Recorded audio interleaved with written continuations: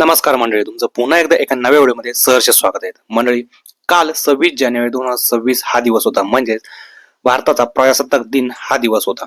या दिवशी केंद्र सरकारने अनेक पुरस्कारांचे आयोजन केले होते. त्यामध्ये पद्मश्री पुरस्कार असेल, पद्मविभूषण पुरस्कार असेल व पद्मभूषण पुरस्कार असेल.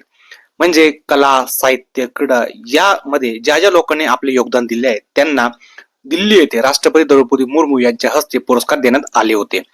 त्यात महाराष्ट्र राज्याचे माजी राज्यपाल भगतसिंग कोश्यारी यांना देखील केंद्र सरकारने पद्मभूषण पुरस्कार जाहीर केला व त्यानंतर राज्यामध्ये त्यांच्यावरती म्हणजेच विरोधकांनी अनेक आरोप प्रत्यारोप चालू केले.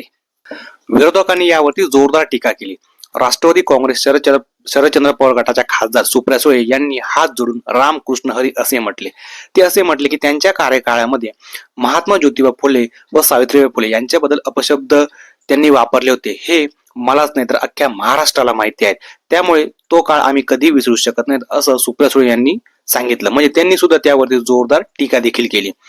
तुम्हाला याबद्दल काय वाटतं हे नक्की सांगा मित्रांनो, कमेंट्स मध्ये नक्की सांगा. व्हिडिओ कशी वाटली याबद्दल देखील आपलं मत व्यक्त करा की भगतसिंग कोश्यारी यांना केंद्र सरकारने पद्मभूषण पुरस्कार जाहीर केला याबद्दल काय वाटतं. धन्यवाद.